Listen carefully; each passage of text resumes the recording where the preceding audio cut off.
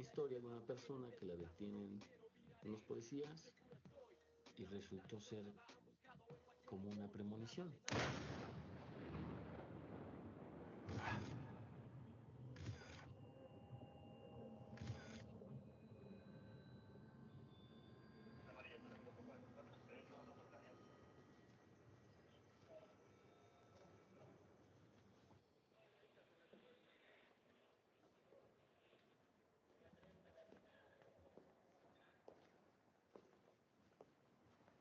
¿Su nombre completo, señor? Zúñiga Rodríguez José Antonio. ¿Cuándo ingresó? El 14 de diciembre del 2005. ¿Por qué delito? Homicidio calificado.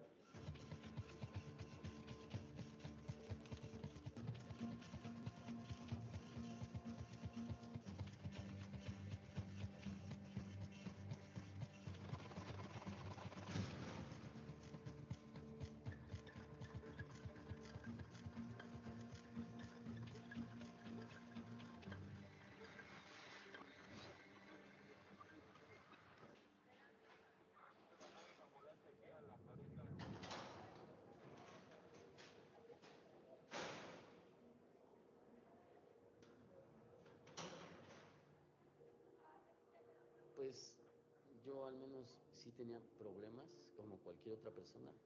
No tantos, yo creo que era uno, pero gigantesco. Pues me siento tan agobiado y tan mal que volteo al cielo y le pido, o sea, Dios mío, ayúdame, o sea, no puedo más. Mátame, méteme a la cárcel, hazme lo que quieras. Pero ya no quiero estar aquí.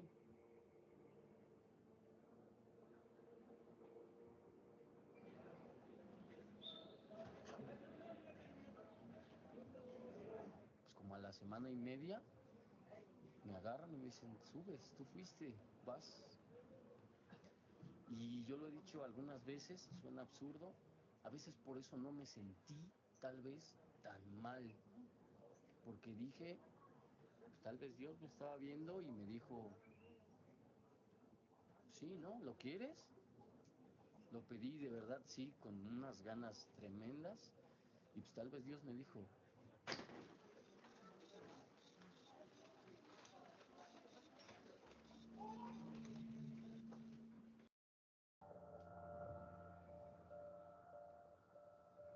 Roberto y yo somos abogados y llevábamos varios años recabando estadísticas sobre el sistema de justicia mexicano.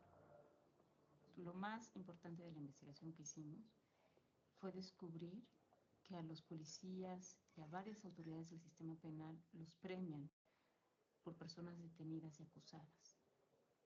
Además, descubrimos que los jueces no participan en los juicios. Cualquier funcionario menos el juez puede presidir una audiencia. El problema es que a nadie le interesaban nuestros hallazgos y se nos ocurrió que lo que había que hacer era meter una cámara en un juzgado penal.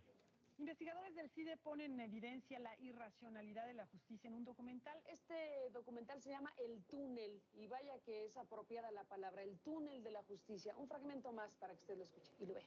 Yo nunca platiqué con el juez. No he podido hablar con el juez. Hasta el momento no sé quién es el juez. Mi voz no valió de nada ahí.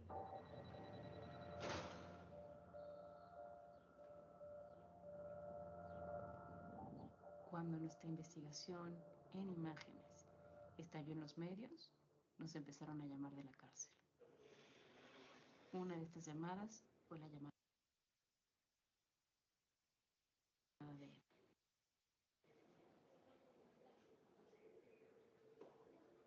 Yo soy Roberto. a ver, ¿tú eres amiga de él? Yo soy ¿Eres su amiga. novia? Y ellas son mis hermanas y somos amigas.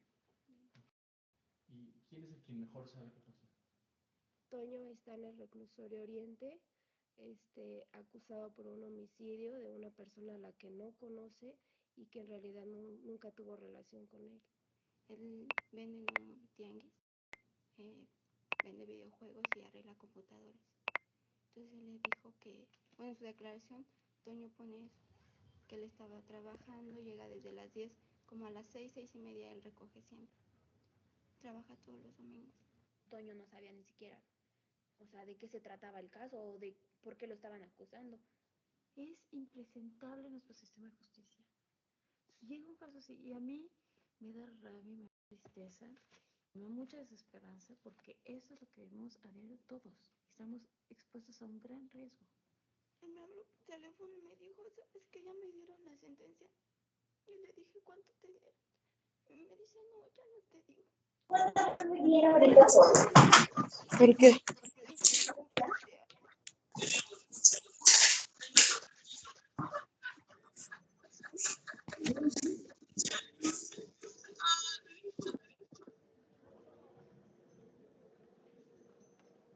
A lo mejor dicen muchos aquí, pues yo sí lo hice, qué bueno que me trajeron, yo estoy pagando y acabando de pagar me voy, eso es todo. Pero, ¿y el que no? Es eso. Y que tú piensas que mucha gente dice, pues qué bueno, que Dios me perdone porque soy un tonto, yo afuera lo decía. Ah, pues es ratero, que lo metan, qué bueno, que le den 100 años. A mí, mientras yo no lo tenga en la calle, mejor. Y ahora que estoy aquí sin haber hecho nada, hoy dices, por Dios, y le preguntas a cada persona de una celda y te dice, sí, aquí tenemos 4 o 5 inocentes. Y dices, oye, ¿cómo puede ser? Pues hagas tu cuenta. No solo eso, a puros jóvenes.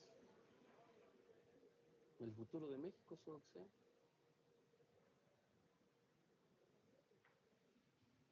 ¿Ustedes qué se imaginan que nosotros podemos hacer?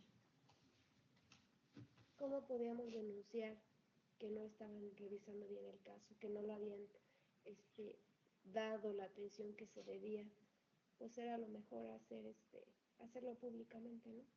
Me preocupa mucho que nosotros estamos por irnos, nos vamos al doctorado 5 años ya. O sea, yo no les quiero dar expectativas falsas, ¿no? O sea, hagamos lo que podamos. Mírame con... O sea, es que, perdón, ¿verdad? Es que, mira, lo que... Es que no, lo que, o sea, perdón, que si no, es lo la que ilusión. nosotros no les estoy dando ninguna ilusión.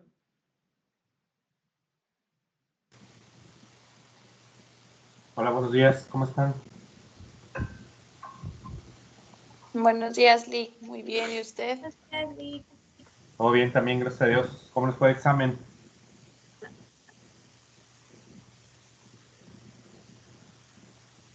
Ya, perdón, ya les agüité en la mañana. Muy bien, espero que les haya ido bien, por lo menos a la mayoría.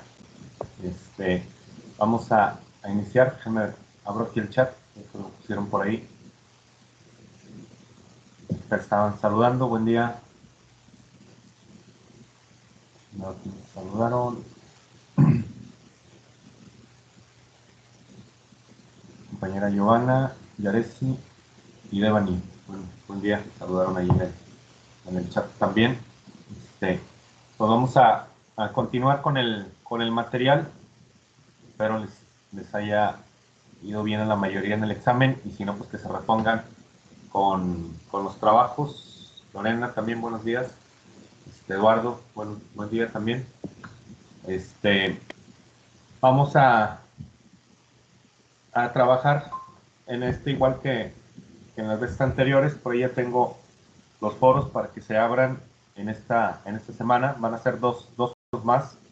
Nos quedan 3 semanas, 2 semanas más y luego el examen. Lo vamos a tener ahí lo que va a ser igual el examen, los foros para trabajar y van a ser 2 en esto. Zafiro, buen día también.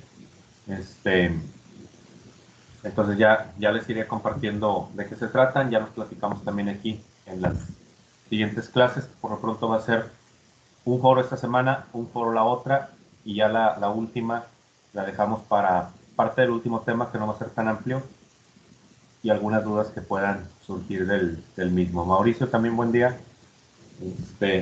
Entonces, ahorita lo que les estaba compartiendo es un fragmento o el inicio de esta película que no sé si ya la hayan visto, porque algún maestro se las haya compartido, se las haya puesto, pero es una película, un documental, se llama Presunto Culpable. Esta película fue muy famosa ya hace muchos años aquí en México porque se pudo documentar buena parte de un juicio, o prácticamente todo un juicio, porque el juicio se tuvo que repetir. El joven que veían aquí, Toño, como le decían, es un joven que Iba caminando por la calle y de repente lo agarró la policía y lo acusaron de homicidio. Hubo muchos elementos que no pudieron demostrarse. En la primera declaración de este joven que ven aquí en pantalla, dijo que no lo conocía. Después de hablar con los ministeriales un rato, resulta que de no conocerlo, ahora resulta que él lo vio disparar el arma. E hizo un retrato hablado, donde el retrato hablado no se parecía nada a Toño, el acusado, y aún así lo acusaron, le hicieron la prueba de balística, le hicieron la prueba para determinar que no había disparado ningún arma, salió negativo, y aún así lo acusaron de disparar el arma con la que mató a otro joven. Pues muchas inconsistencias que se vieron en el juicio. Está muy interesante, no es un documental aburrido para nada, al contrario, se tiene tenso todo el tiempo por las cosas que se están viendo ahí, no solo el caso de Toño, sino otros más. Ver la actitud de este joven que al final, en uno de los careos, resulta aceptando que él no vio a Toño matar al otro joven, cuando era el principal acusador y el único testigo. Pues termina diciendo que él no lo vio, que le disparara, y aún así como quiera acusan a Toño. No, fíjense, les voy a poner esta parte que está aquí, donde empieza. Si no escuchan, me dicen, por favor. Me dicen, súbete, cabrón. Y pues yo espantadísimo, ¿no? Creo que lo primero que te viene a la mente es, pues me están censurando.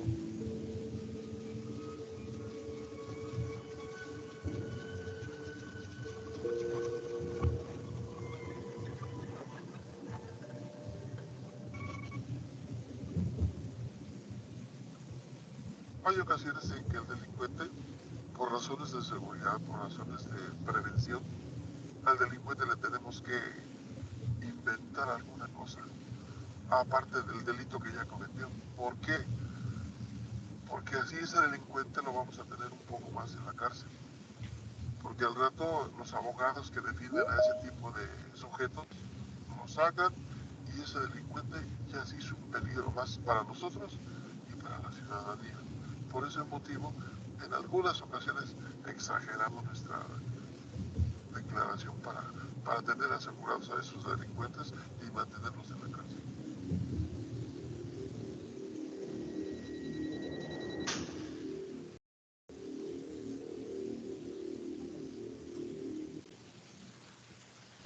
Esa parte que ven ahí en pantalla, dice 93% de los presos nunca vieron una orden de aprehensión.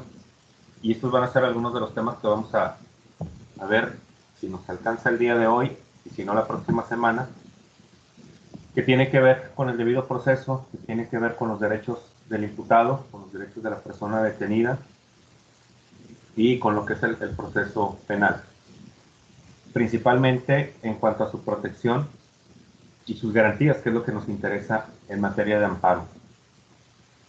Entonces, este documental lo encuentran completo en Netflix, sí se lo recomiendo para que lo vean, vale la pena, no va a ser tiempo perdido.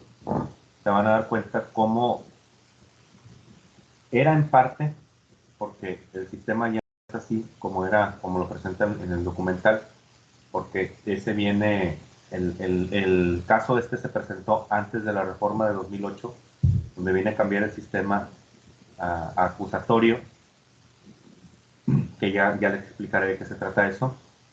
Sé que ustedes todavía no han visto esa parte, pero ya les explico en qué consiste este cambio. Pero solamente ha cambiado esa parte del sistema, que sí se juzga ahorita mejor, se juzga, vamos a decir, de una manera más profesional y más seria. De hecho, no sé si los que alcanzaron a entrar desde un principio vieron por ahí que decían que en las audiencias de antes nunca estaba el juez. El juez nunca veía a los detenidos. O sea, siempre era un secretario el que se encargaba de hacer todo, hacer el trabajo del juez y luego sentenciar a una persona. El juez sentenciaba a una persona con un expediente a veces así de este tamaño, o a veces hasta más grande, o a veces tres cúmulos de hojas, que les llaman cuadernos, que son todas las hojas que se van acumulando de un juicio. Y el juez sentenciaba solo por eso, solo por lo que veía en las hojas, pero no veía a la persona, pero no veía a los testigos, no veía a la víctima, no veía absolutamente nada. Él se la pasaba en su oficina, o sea, juez o jueza, se la pasaba en su oficina y de ahí nada más leyendo expedientes, y así decía, tú 20 años de cárcel, tú 15 años de cárcel, tú 40 años de cárcel. Entonces, pues, decidir sobre unas hojas que ves ahí, pues no era algo realmente que se pudiera considerar justicia. Entonces, muchos de estos derechos los protege el juicio de amparo. Y comenzamos precisamente esa parte hablando en sí de lo que es la suspensión en el juicio de amparo. Déjenme nada más. Voy a poner mi presentación.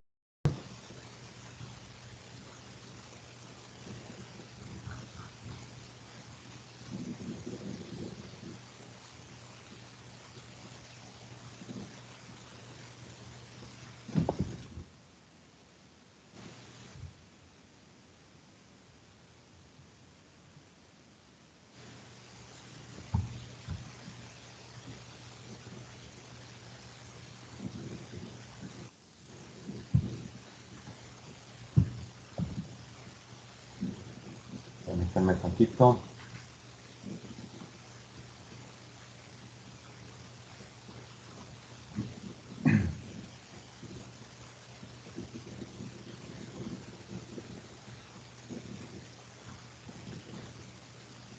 Listo, ahí ya deben estar viendo mi presentación.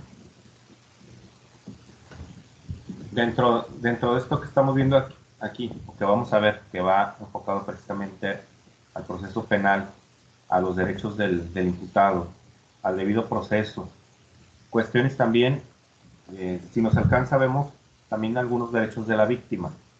En cuanto a derechos de la víctima, no me detengo mucho porque ustedes llevaron ya la materia victimología, van a llevar en materia penal algunas cuestiones sobre la víctima, y por eso no me detengo tanto. A fin de cuentas, aquí en la materia hemos estado viendo lo que es el procedimiento de amparo por violación de derechos humanos. Entonces ya implícitamente estamos viendo cuestiones de derechos de la víctima. Aunque no todos los casos corresponde a una víctima, los temas que vimos, pero sí en cuanto a su victimización en materia de amparo al violarle sus derechos humanos. Recordemos y tengamos siempre bien presente que el amparo es el mecanismo jurídico que tenemos de protección para que no se nos violen nuestros derechos humanos, y que si se nos violan los derechos humanos, es precisamente la esencia del amparo, que cuando se nos violan nuestros derechos humanos, que la misma autoridad, que el mismo gobierno nos proteja esos derechos, nos ampare y nos defienda contra la autoridad que nos está violando los derechos humanos. Entonces vamos a ver algunos de los conceptos importantes y de las cosas que debemos de tener muy en cuenta en el amparo para poderlo comprender mejor. Vamos a ver primero la parte de la demanda de amparo.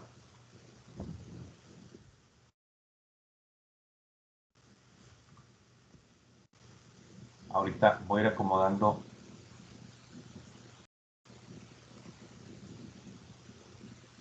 también aquí mi computadora para mostrarles algunas demandas, y ahorita también les voy a mostrar algunas ejecutorias. Entonces vamos comenzando primero por la demanda. Muy bien, ¿qué es la demanda de amparo, o a qué se refiere con esta demanda de amparo? Nos dice que es posiblemente el acto principal del litigante. El litigante es el abogado defensor, o se le conoce como el abogado defensor. En realidad el litigante no es en sí el abogado, sino el litigante es la persona que promueve un juicio. Nada más que a los abogados se les conoce normalmente como litigantes, pero el litigante no es el abogado. El litigante es la parte que interpone la demanda. Es la parte que le violaron sus derechos humanos. Igual en cualquier juicio. Si a alguien le deben dinero y promueve una demanda, es el litigante, es quien está litigando. El litigante son las personas que tienen el conflicto, son las personas que tienen el problema legal.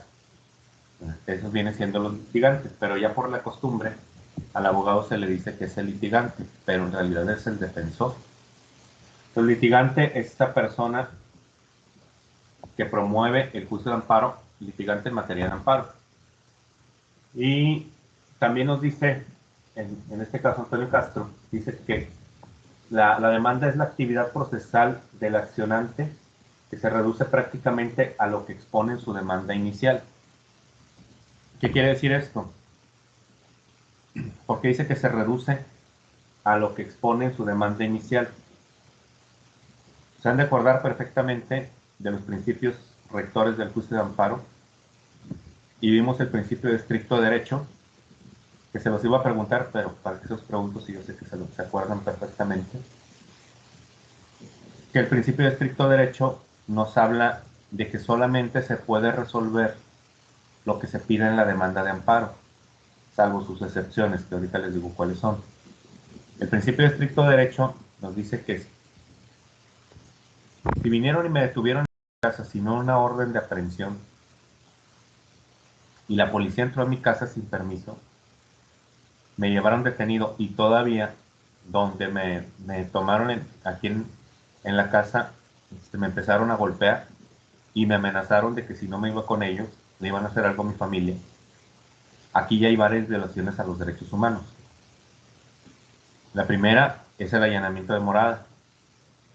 El entrar ilegalmente a mi casa sin tener una orden y sin autorización mía o de algún familiar con autoridad para darles acceso a mi casa, porque luego les abren la puerta a niños o adolescentes que no son padres, no son esposos, no son esposas, y dicen, es que él me dejó entrar, pero él no es la persona indicada, es un menor de edad, no está facultada para decir si te deja entrar o no.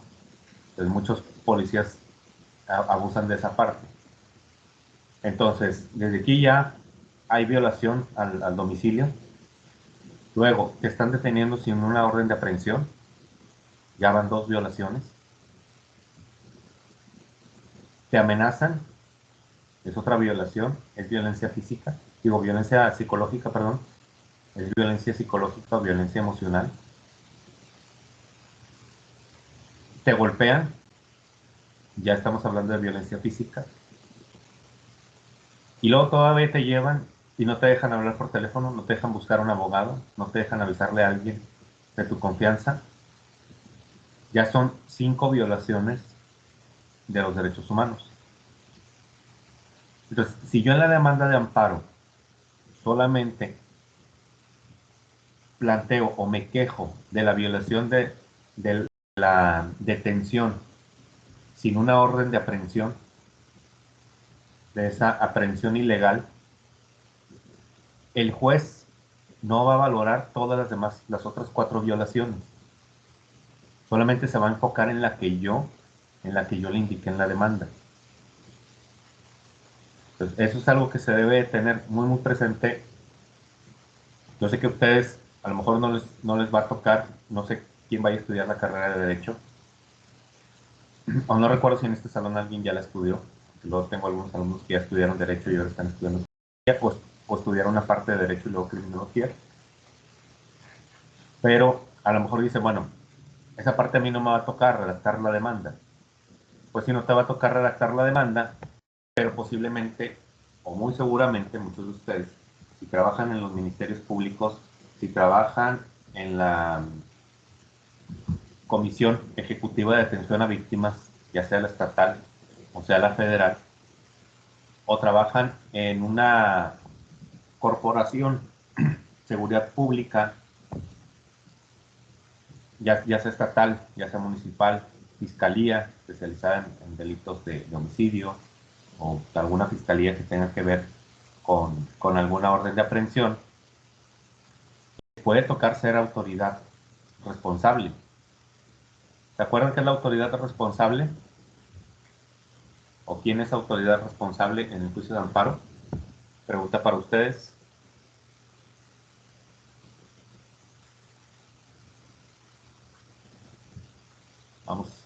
Vámonos con quien no tenga cámara. A ver si están despiertos.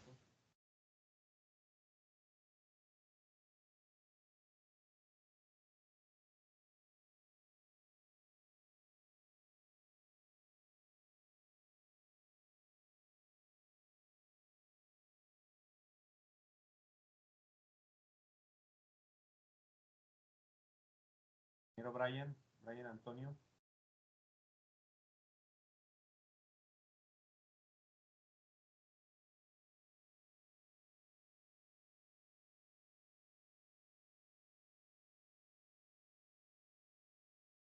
¿Está por ahí, Brian?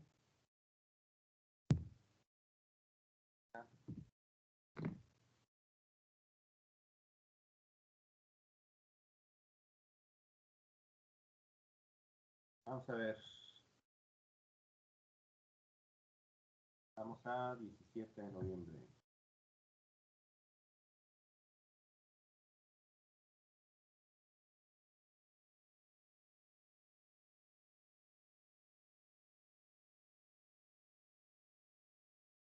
Brian no está.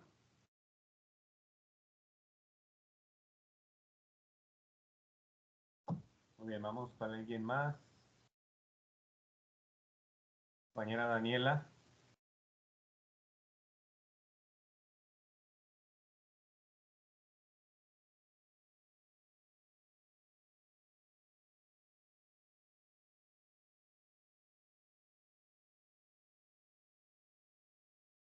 Recuerden que si saben o si no saben, no pasa absolutamente nada. Porque si no contestan. Si contestan y dicen, no sé. Excelente, muy bien. ¿Recuerdas quién es la autoridad responsable en el juicio de amparo?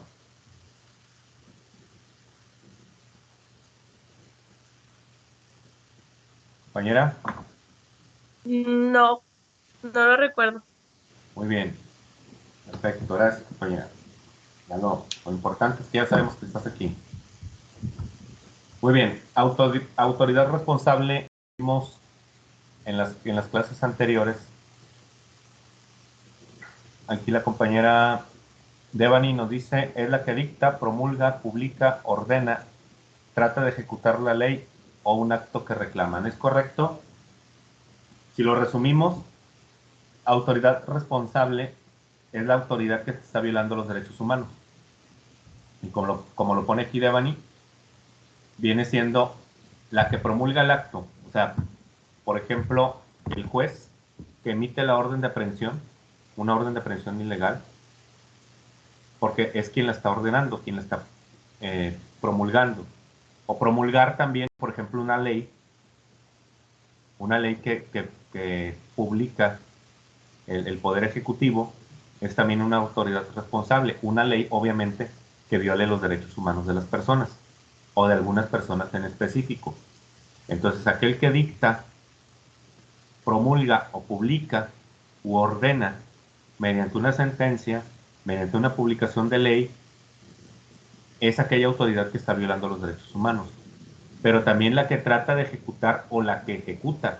Por ejemplo, el juez emite la orden de aprehensión y quien la realiza es el Ministerio Público, son los agentes ministeriales. Entonces, uno la está ordenando, otro la está ejecutando. Si vienen con una orden legal, porque pueden venir, el hecho de que vengan con una orden de aprehensión no quiere decir que la orden de aprehensión sea legal, porque puede estar viciada. Puede estar de que una persona llamó y dijo, tal persona es, la acusó de violación, pero no hay ninguna denuncia formal, no se presenta la víctima, no hay nada que que diga, que justifique el hecho, y luego van, solicitan la orden de aprehensión al juez, el juez se las da, van y lo arrestan y resulta que era mentira. Que a lo mejor era una exnovia o alguien que se había enojado con la persona y dijo, lo acusó de violación y pues va a ir a la cárcel. Y se ha dado en muchas veces. Que van y arrestan a una persona que no tiene nada que ver con lo que se le acusa y ya después se demuestra. Pero, ¿cómo sabemos? Me refería a viciada de que tiene vicios. Jurídicamente se le conoce vicios cuando algo no se realiza conforme a derecho. O sea, hay vicios de la nulidad o vicios en su pronunciación, que esos vicios nulo un acto jurídico, que en este caso puede ser como una sentencia. ¿Cómo sabemos cuando viene así? Cuando viene dictada la orden de aprehensión, para la pregunta de Lorena, cuando viene dictada la orden de aprehensión por un juez, podemos decir que es legal de primera instancia. Pero ya al momento de que, oye, vienes y me arrestas, ¿de qué me estás acusando? De violación. ¿De violación a quién? A fulanita. A ver, yo ni siquiera la he visto en 5 semanas, 3 semanas, en un año. Tengo mucho que no la veo. Y luego ya empiezan a indagar. La cuestión aquí es que sabemos que el Ministerio Público tiene cierto tiempo para tenerme detenido, y si no presenta ninguna acusación, me tiene que dar la libertad. Son 48 horas el plazo normal, y el plazo máximo para tenerme detenido son 72 horas. Si en esas 72 horas no hay una acusación en mi contra, me tiene que dejar en libertad. Entonces, si en ese plazo la persona que me acusaba no se presentó, entonces se entiende que no hay una denuncia en sí, o que no hay una acusación directa hacia mí. Entonces podemos entender que esa orden de aprehensión fue viciada porque se llevó a cabo o se solicitó por parte del Ministerio Público sin tener los elementos adecuados para solicitarla. Y el juez otorgó la orden sin tener los elementos, las pruebas necesarias para poder decir, hay indicios de sospecha contra esta persona. Entonces, eso es cuando puede venir una orden de aprehensión viciada. Y en muchas ocasiones se da que dicen, solicita la orden de aprehensión porque creemos que fue fulanito que se dedica a vender droga, o que ya lo habíamos aprendido una vez con droga, porque eso se da bastante, desgraciadamente, para los... Bueno, ahorita casi no hay compañeros varones conectados, no digo que la mujer no lo haga, pero a veces es más común entre los varones, de que cuando te hacen estas revisiones de rutina y sí te llegan a encontrar alguna droga y te llevan detenido, aunque sea marihuana. El problema de eso es que te vuelves un blanco, tanto para los policías como para los fiscales en los casos. Yo estuve haciendo mi servicio social en la Defensoría y todavía me quedé unos poquitos meses más, Defensoría Pública Federal, y si te dabas cuenta de que muchos de los que iban detenidos, casi igual que lo que dijo el policía ahorita en el documental, muchos de los que estaban detenidos por un delito que no cometieron, pero los agarraron porque sabían que ellos antes ya los habían agarrado por traer droga y la traían para su consumo personal. El problema es que excedían la cantidad que puedes traer portando tú para tu consumo personal, que eso ya corresponde a un delito. Entonces, como ya habían estado en la cárcel, ya los conocían, o a veces los detenían por sospechosos, y resulta que habían antecedentes que ya los habían detenido por traer droga anteriormente, pues decían, pues échale la culpa, pues tú de que fue él y resuelves el caso. Ya tiene antecedentes, no vas a batallar. Es de la misma colonia, se parece más o menos al que están acusando. Agárralo y déjalo detenido y di que fue. Entonces muchas veces orden de aprehensión serán viciadas por esa situación, porque no se tienen los elementos suficientes y aún así la dictan. Entonces, todas estas cuestiones repercuten en esta demanda de amparo, porque son violaciones al procedimiento. Lamentablemente, no todas las personas tienen una buena defensa. El joven que ven ahí en el documental, le dieron una sentencia de 20 años de cárcel y lo agarraron al azar. De hecho, lo carean con los policías que lo detuvieron, y los policías cínicamente dicen que ellos ni se acuerdan de él. Y él da testimonio cómo lo acusaron, y así prácticamente delante de todos, mostrando el retrato hablado, que dice que no se parecía en nada al retrato hablado, y los demás policías burlándose de que no se parecía al retrato hablado, y pues le dice el joven, dice, no me parezco nada al retrato hablado, y que le dice el ministerial, le dice, pues ya te agarré, ya te chingaste. Y nada más por eso, 20 años de prisión. Y luego cuando están viendo el expediente, se dan cuenta que en el expediente ya no está ninguno de los retratos hablados. O sea, los policías ministeriales los desaparecieron del expediente y nadie hizo absolutamente nada. ¿Por qué los desaparecieron del expediente? Porque sabían que ningún retrato hablado coincidía con las características del joven. Entonces todo esto que estoy diciendo ahorita, parte de la película, son cuestiones que están viciadas en una orden de aprehensión y que generan una violación de los derechos humanos de las personas en detención. Entonces, por eso es importante para ustedes el estudio y el análisis del juicio de amparo, porque nos damos cuenta que hay elementos tan pequeños y que parecieran a veces tan insignificantes, pero que representan una violación directa de los derechos humanos y que a una persona le puede costar 20 años de cárcel, o que también le podría costar a la víctima que la persona salga en libertad. Porque luego, ¿qué es lo que pasa? Son muchos ministeriales los que han dicho en ciertas ocasiones de que a veces llegan con una persona que golpeó a una mujer, o una persona que trató de abusar o abusó de un menor, llegan y lo golpean queriéndose desquitar o queriéndole dar una lección. Luego resulta que esa golpiza representa vicios del procedimiento, representa violaciones de los derechos humanos, y si tú presentas a una persona golpeada, o si esa persona, aunque sea el violador, demuestra que hubo tortura, que hubo golpes, el procedimiento ya fue viciado, el procedimiento ya tiene vicios. Entonces, esa tortura ya no va a dejar ver objetivamente al juez si realmente fue una golpiza que le dieron, porque a esos ministeriales que lo arrestaron no les gustan los violadores, o que quisieron haberle dado una lección, o con una tortura para obligarlo a confesar una culpabilidad que tal vez no es. Y mientras quede esa sospecha, no puedes juzgar a una persona, sea o no sea culpable. Entonces, ¿dónde quedan los derechos de la víctima también? Pues por eso resalta la importancia. Y perdón, me fui con el otro tema, nada más les dejaba aquí la recomendación.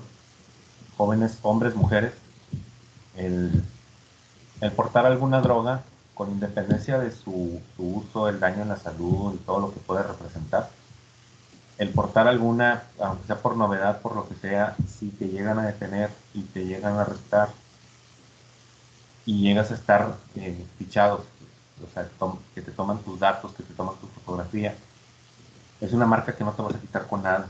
Y esa marca, les digo, para muchos ha representado la cárcel por delitos que no han cometido, por el simple hecho de que ellos tienen que culpar a alguien. Y lo dice aquí en el documental, a los policías los premian, los ascienden por encontrar un culpable. O sea, imagínense ustedes el absurdo. Tú nada más premias un culpable y ya te ganaste un ascenso. Entonces vas y agarras a cualquiera. Y se da mucho esta situación, y es algo muy real. Entonces, por eso es importante esta cuestión del juicio de amparo. Entonces, ¿cuál es el plazo que se tiene para interponer una demanda? Primero, ¿a qué nos referimos con un plazo? El plazo es el tiempo que nosotros tenemos para interponer la demanda. No se trata de que me violaron mis derechos humanos y voy y me quejo 20 años después. Me quejo un año después. Entonces no se trata de eso, sino que tenemos que tener un tiempo razonable, porque luego, ¿qué pasa si me detienen? Me detienen ilegalmente y luego resulta, ¿sabe qué, señor? Nos equivocamos, una disculpa. Ya me tuvieron ahí 4 o 5 horas y luego me liberan. Desde ahí ya no puedo promover de que soy liberado. Sí puedo interponer una queja ante el órgano de control correspondiente de la policía, en la Secretaría de Seguridad Pública, puedo interponer una queja, o poder ir a la Comisión Estatal de los Derechos Humanos e interponer también una queja contra esa corporación por haberme detenido ilegalmente. Pero el amparo ya no puedo porque ya estoy en libertad. Pero vamos a decir que me embargaron ilegalmente los muebles de mi casa. Vinieron y de repente me dijeron, te estamos embargando por la deuda que tienes con Coppel. Y sí, tengo la deuda, no les pagué, pero no me vencieron en juicio. O sea, yo no fui notificado que Coppel me estaba demandando. Entonces, yo no tuve oportunidad de defenderme en el juicio y vienes y me embargas. Los embargos los decreta un juez con el consentimiento del deudor. O sea, el consentimiento de la persona que debe y de la persona o la institución a quien se le debe. Y se hace un avalúo y se hace una lista de embargos. O sea, viene una autoridad a tu casa y revisa, tienes un cuadro con un valor de aproximadamente 5,000 pesos, lo apuntamos. Tienes un comedor con un valor alrededor de 30,000 pesos, lo apuntamos. Tienes 5 pantallas de 70 pulgadas con un valor de a lo mejor 10,000 pesos cada una. De esas 5 pantallas no te voy a quitar todas, no te puedo embargar todas tus pantallas. No te puedo embargar un refrigerador, no te puedo embargar un microondas, no te puedo embargar un boiler, no te puedo embargar una estufa, no te puedo embargar una televisión, no te puedo embargar una computadora, porque se consideran artículos de necesidad básica. La computadora es reciente que la pusieron también en estos artículos de necesidad básica, porque la computadora también es un instrumento de trabajo o un instrumento de educación o un instrumento de información. Pero si tienes 4 o 5 computadoras, sí te puedo quitar 4 y te dejo una. Si tienes 5 o 6 pantallas, te quito 5 pantallas y te dejo una. Pero lo que sí son inembargables son los refrigeradores, las estufas, los microondas y esos que se consideran básicos para la subsistencia. Entonces viene la persona del juzgado y ya revisa, de las 5 pantallas le voy a quitar 4, o se están marcando 4 más bien. En los carros que tiene, le voy a quitar un carro y vamos a suponer que tenga, no sé qué les gusta, una mesa de billar, o sea, es decir, mesas de billar, algunas andan en 10,000, 20,000 pesos, vamos a decir que tiene una mesa de billar de 20,000 pesos. Nada más tiene una, pues no es un artículo de necesidad básica, marco la mesa de billar. Entre todo, me dio 150,000 pesos de todo lo que marqué para embargo. Pues de esos, nada más la persona debe 130,000. Y vamos a decir, más los gastos del abogado, será 145 y le quedan 5,000 pesos libres. Entonces, eso es lo que se tiene que hacer en un embargo. Y la persona, el deudor, debe estar de acuerdo. Y a partir de ahí, de que se marcan esos artículos, el deudor está obligado a conservarlos hasta que vengan a embargarlos. Y está obligado a entregarlos. Entonces, eso es lo que procede en un embargo. Entonces, mientras no haya esa orden de ejecución, mientras no venga y hagan el avalúo, mientras no hagan el señalamiento de bienes, como se le conoce jurídicamente, no te pueden embargar nada. Entonces no pueden llegar un día, y les digo porque así han llegado mucha gente de Coppel y de otras muchas FAMSA y otras muchas instituciones, o a veces que no corresponden a ella, pero son despachos externos. Y llegan y asustan a la gente y le dicen, aquí traigo la orden de embargo y me voy a tener que llevar algunos artículos suficientes para el pago de la deuda que usted tiene. Y mucha gente se asusta, los deja entrar y deja que se lleven cosas de su casa, cuando es totalmente ilegal. No estamos hablando de una autoridad, porque normalmente lo hace un abogado o lo hace algún personal de la tienda. Pero eso es robo, se considera robo. Aunque le debas, aunque le debieras 3 veces más de lo que se llevó, eso es ilegal completamente. Entonces, la orden de embargo debe ser así como les digo. Y si no será así, y viene la autoridad y me quiere embargar, es una violación de los derechos humanos. Yo puedo promover el juicio de amparo, pero, viendo lo que estábamos del tiempo, si vinieron y me embargaron, yo tengo un tiempo para interponer la demanda. No puedo decir, me embargaron hoy, 17 de noviembre, y digo, después voy. Y así me la llevo 2 meses, 3 meses, ya que tenga menos trabajo o ya que tenga menos flojera, voy e interpongo la demanda de amparo y voy después de 5 meses.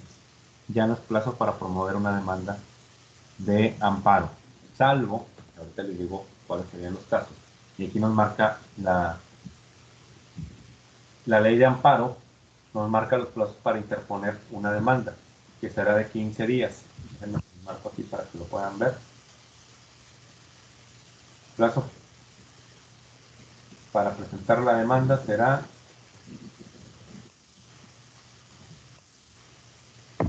de 15 días. Y esto también muy importante, que esos 15 días empiezan a correr a partir de que se me notifica a mí. O sea, a partir de que la autoridad me tiene como que yo estoy enterado de ese embargo, de esa orden de aprehensión o de esa demanda en mi contra. Vamos a suponer, si yo tengo un negocio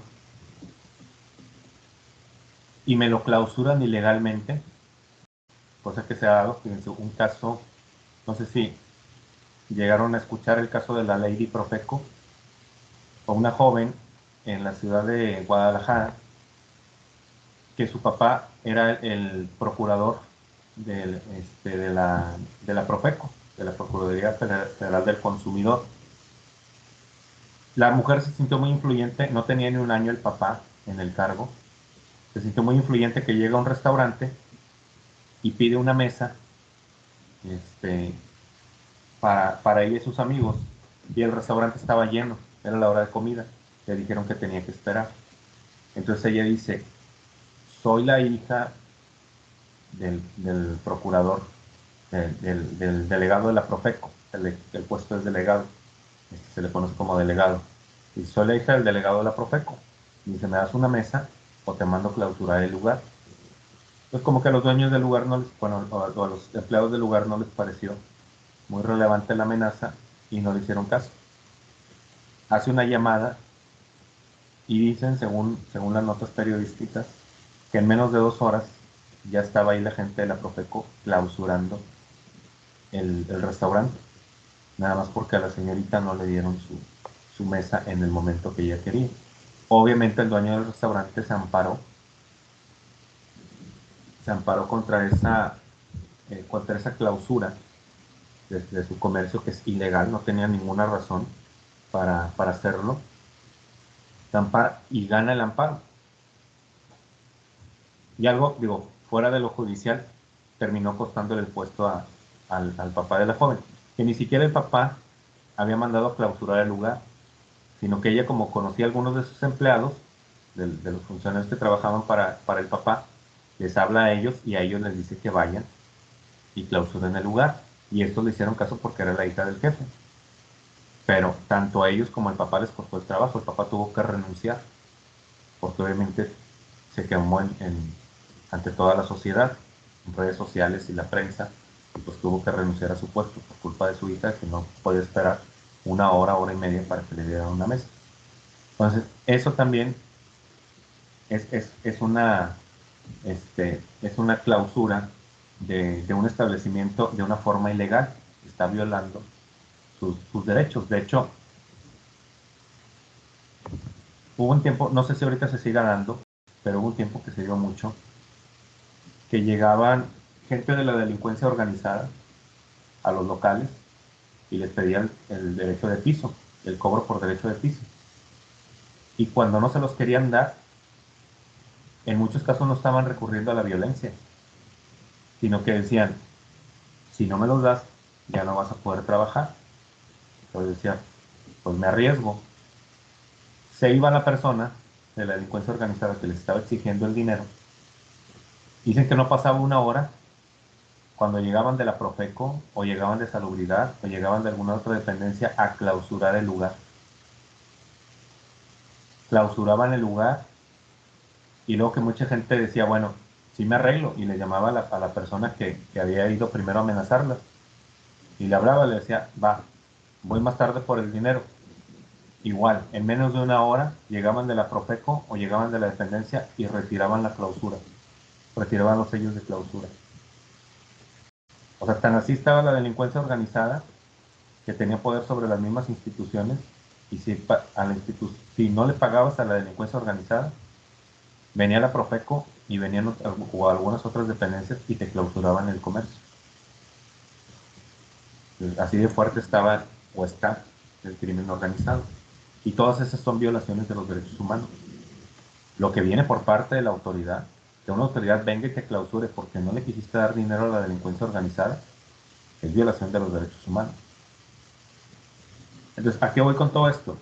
Y que tiene que ver con esto de los plazos. Vamos a suponer, yo me voy de vacaciones. Me voy de vacaciones 20 días, me voy a la playa, me quiero olvidar del negocio, ya dejé a mi primo de encargado, me tomo mis 20 días, es más, el teléfono lo tuve pagado porque quería realmente olvidarme de todo. Y resulta que cuando llego encuentro mi local clausurado y resulta que me lo clausuraron 5 días después de que me fui. Yo me fui 20. Entonces, el plazo para interponer el amparo, que ya pasaron 15 días de la clausura, no empiezan a correr a partir de la clausura. Empiezan a correr a partir de que yo llego y me entero y me notifican de la clausura. ¿Por qué? Porque tienen que dejarme ese tiempo para yo poderme defender. Si yo no estaba y yo no pude enterarme, la autoridad debe de respetar ese tiempo para que yo tenga una debida defensa. Entonces, se va a dar a partir de que yo esté notificado, a partir de que yo conozca el acto. Entonces, aquí pasaron los 15 días, pero resulta que esos 15 días yo no estuve. Entonces, esos son los plazos para el amparo.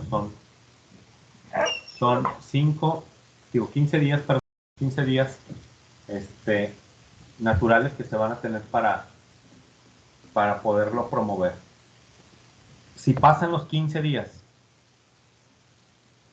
y yo no lo promoví, ya no lo puedo promover. Salvo en ciertos casos que sean, que importen la vida, peligro, que haya habido alguna amenaza que se pueda demostrar. Vamos a decir que la policía me amenazó y yo pueda demostrar que la policía me tenía amenazado. Ahí estamos hablando de que se rompe con este principio. Pero si yo me enteré hace 15 días y por desidia o por pensar que no iba a pasar nada, no lo interpuse, entonces ya pierdo ese derecho para interponer el amparo. Entonces, los plazos son muy, muy específicos. Ahora, ¿qué son los conceptos de violación? Esta es una parte también muy, muy importante. Ahorita les voy a presentar, les voy a poner aquí una demanda de amparo para que vean cómo se realizan. Dice, es el apartado de la argumentación jurídica de fondo, lo constituyen los conceptos de violación, los cuales precisarán cómo y por qué se consideran agraviados los derechos humanos del quejoso. Es esa parte en la demanda donde yo voy a poner además de los derechos humanos que considero que me están violando, voy a justificar por qué considero que me están violando los derechos humanos. Y si quieren, vamos de una vez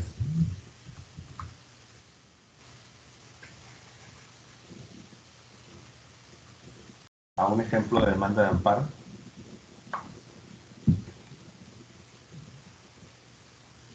Estos son casos que saco de internet porque son casos que no están muy, muy voluminosos. Hay demandas de 20 hojas, de 30 hojas.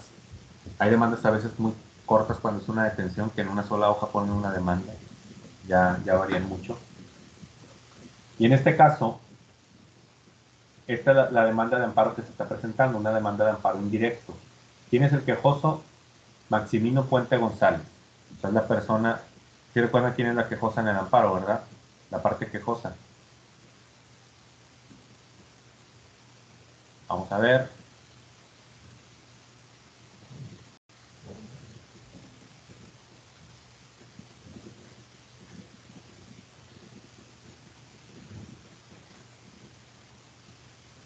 ¿Quién promueve la demanda? Muy bien, perfecto, muchas gracias, Zafiro. Ya acabas de salvar a Brian Alexis. Que ahí iba a ser el que le iba a preguntar. Sí, la que promueve la demanda y obviamente la que promueve la demanda y que considera que le violaron sus derechos humanos. O que está en representación de alguien con una discapacidad o que es menor de edad o que no se puede, que no puede interponerla por sí mismo. Por ejemplo, una persona que entra en estado de coma, es una persona que no puede promover el amparo y lo tendría que promover alguien por ello. Entonces, aquí está donde presenta ante el juez de distrito en Pachuca, en el estado de Hidalgo. Luego aquí viene su nombre y domicilio, que son parte de la obligación que debe traer una demanda de amparo. Tercero interesado, que ya también lo vimos, que es la persona que tiene un interés porque a mí no se me concede el amparo, que a la parte quejosa no se le concede el amparo, porque tiene un interés jurídico. Decíamos, por ejemplo, si en la esquina de mi casa van a poner un table dance y estamos hablando de una zona residencial y yo promuevo el amparo para que no se ponga ese table dance, el tercero interesado sería el dueño del table dance, que no va a querer que a mí se me conceda el amparo porque eso le cancelaría su negocio. Entonces, esa parte tercera interesada también va a entrar a juicio para poder dar sus argumentos o exponer sus pruebas en su favor. Y la persona va a buscar que a mí no se me conceda el amparo. La autoridad responsable va a responderla, que es quien dicta, ejecuta o trata de ejecutar el acto. Y el acto reclamado viene siendo la violación del derecho humano, que en este caso dice: orden de aprehensión en mi contra es girada por la responsable ordenadora mediante el acuerdo de fecha tal, número tal. Aquí le falta una palabra para poderlo justificar mejor. Aquí dice orden de aprehensión en mi contra. Tendría que ser orden de aprehensión ilegal en mi contra, porque una orden de aprehensión, yo no me puedo amparar contra cualquier orden de aprehensión.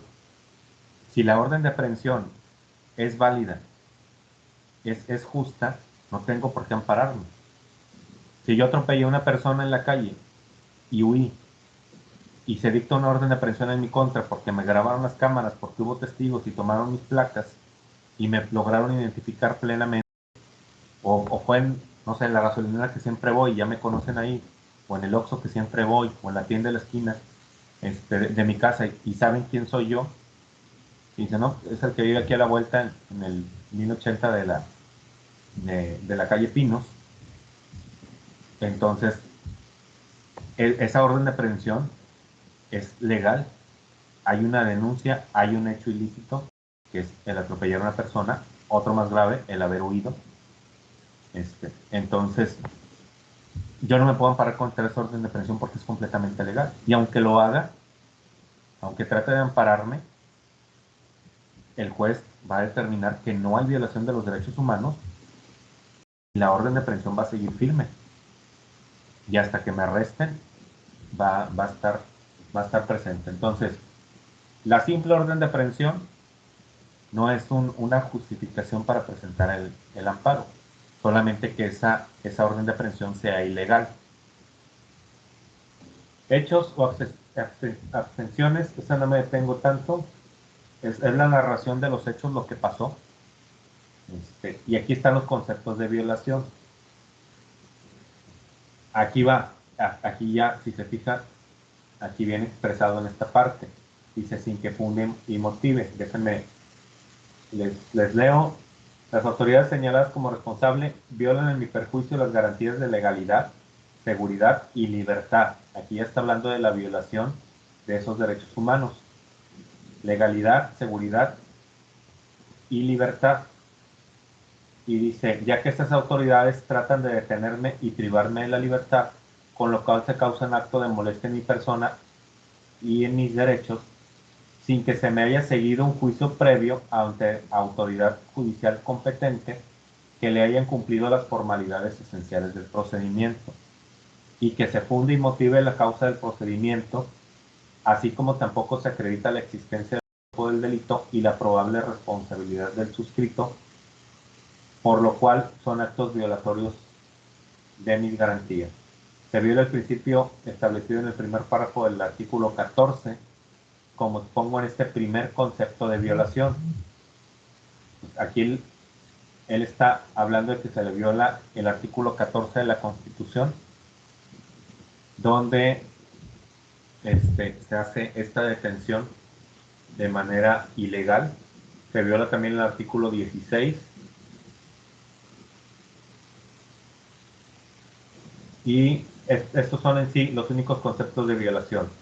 La violación a su derecho de libertad, consagrado en el 14 constitucional, y en el artículo 16, que habla de que no puede haber actos de molestia de una autoridad hacia las personas sin una orden y motive esos actos de molestia. Como lo hemos hablado en anteriores ocasiones de los retenes o de las revisiones que les hacen cuando van a la facultad, que les revisan la mochila y que les empiezan también a auscultar, o como dicen coloquialmente, báscula, de hacer una revisión a ver qué traes en los bolsillos o si traes algo entre la ropa. Entonces, si no hay una denuncia o no hay una orden, eso se considera ilegal. Y van dentro del artículo 14 y el artículo 16, pero principalmente en el 16, porque en estos retenes o en estas detenciones que te hace la policía en la calle, pues no hay una orden de aprehensión, no hay una privación de la libertad en sí, sino un acto de molestia hacia tu persona y a tus posesiones, que vienen consideradas en el artículo 16. Entonces, esos son los conceptos de violación. Lo que yo pongo en la demanda, los derechos humanos que me están violando y la explicación de por qué considero que me están violando esos derechos humanos. Pues esos vienen siendo los conceptos de violación, y sin conceptos de violación no hay amparo. No puedo promover un amparo si no justifico mis conceptos de violación, porque la única función del amparo, y digo única no minimizando, porque los derechos humanos son los más importantes que tenemos, pero la única función del amparo es protegerte tus derechos humanos contra violaciones de autoridad. Si no hay violación de los derechos humanos, ¿qué me está reclamando entonces? Si la orden de aprehensión fue válida, si la demanda fue válida, si el embargo fue hecho conforme a la ley, si la clausura, si te clausuraron porque te encontraron carne de perro como los tacos Pipe, bueno, eso fue lo que dijeron. Bueno, antes de que se llamaran Pipe, eran los tacos. Antes de Pipe, pues eran, ya ni mejor cómo se llamaban, pero en esos tacos que les clausuraron por encontrar otro tipo de carne. Entonces, si la clausura fue, por ahí alguien ya aceptó a la compañera Gabriela, porque apenas le iba a dar a aceptar. Perfecto, muchas gracias. Entonces, si esos actos fueron realmente válidos, fueron hechos conforme a derecho, no tengo por qué interponer el juicio de amparo. Entonces, esa es la parte importante de esto. Antes de continuar, ¿hasta aquí todo bien, compañeros? A lo mejor es mucho... Sí, Lick. Perfecto. Ahora sí, a lo mejor es mucho y me los estoy revolviendo. Pero si tienen duda, ya saben, pueden detenerme y aquí explico de mejor manera. Pues, igual los conceptos de violación pueden ir en el sentido de que aquí, por ejemplo, la persona que la están deteniendo, si se fijan, van entre varios, resulta que los golpean. A veces se los llevan y los detienen y ahí no los golpean ya adentro. Los golpean en otra parte, los golpean en el camino. Entonces, eso también es violación de sus derechos humanos. Ahora pasamos a un tema también muy, muy importante, que es el de la suspensión. Aquí les explico qué quiere decir esto de la suspensión. La suspensión es algo que yo voy a pedir si me están violando mis derechos humanos y la violación es reiterada. La suspensión es algo que yo voy a pedir para que mientras se lleva el juicio de amparo, la autoridad deje de ejecutar el acto de violación o suspenda la orden para ejecutar el acto de violación. Vamos a poner algunos ejemplos para que quede más claro. Me detienen a mí porque me están investigando de homicidio, pero resulta que la detención fue ilegal. Como dije ahorita, a lo mejor traían su orden de aprehensión, pero fueron y se metieron en un lugar a arrestarme donde no tenían autorización para entrar. O resulta que me golpearon, me torturaron, y eso ya pone en juicio, ya pone en duda el procedimiento que se me está realizando. Entonces yo puedo pedir la suspensión y me van a liberar en lo que se determina si hubo violación o no a los derechos humanos. O sea, van a suspender el acto, van a suspender la detención y la autoridad me tiene que poner en libertad en lo que se resuelve el caso. Vamos a suponer que el acto reclamado es un embargo a mis propiedades. Es más, vámonos más arriba. Es un embargo a mi empresa porque le debo a varios proveedores y me van a embargar maquinaria y me van a embargar vehículos y me van a embargar computadoras, copiadoras, impresoras industriales. Me quieren embargar todo eso. Y yo estoy reclamando que es ilegal ese embargo. Entonces, ¿qué es lo que voy a hacer? Presento mi demanda de amparo y en una hoja aparte, o en varias hojas aparte, yo voy a presentar una solicitud de suspensión del acto. O sea, que suspendan ese embargo. Y si la autoridad tenía programado venir el 20 de noviembre a mi casa a embargar y yo hoy voy y promuevo la demanda de amparo y promuevo la suspensión, pido la suspensión de la ejecución del embargo, el juez de distrito le va a decir a la autoridad que iba a venir a embargarme, le va a decir, espérate, detén el embargo hasta que yo resuelva si hay violación o no de los derechos humanos. Entonces, esa es una parte muy importante, porque el suspender el acto no significa que te van a dar la razón, no significa que hay violación de los derechos humanos, pero sí significa que hay la posibilidad. Pero imagínense que no existiera la suspensión y yo me amparo, que el viernes me van a venir a embargar y hoy estando 17 tengo 3 días para que el juez me resuelva a mi favor, pero resulta que en 3 días no se resuelve un juicio, desgraciadamente. Entonces imagínense que no existiera la suspensión, vienen, me embargan, se llevan toda la maquinaria, se llevan los vehículos y resulta que en 2-3 meses más la empresa que me los había embargado ya los vendió todos para recuperar el dinero. Y luego resulta que dentro de 6 meses, el juzgado dice, oye, sí te violaron tus derechos humanos. Entonces la autoridad debe de responder por ello. Oye, pero ya me quitaste la maquinaria. Ya la persona que supuestamente le debía, ya la vendió. Ya no la puedo recuperar. Y te pueden decir, pago indemnización por haber hecho eso ilegalmente. Pues sí, pero ¿de qué me sirve una indemnización si me dejaste 6 meses sin trabajar?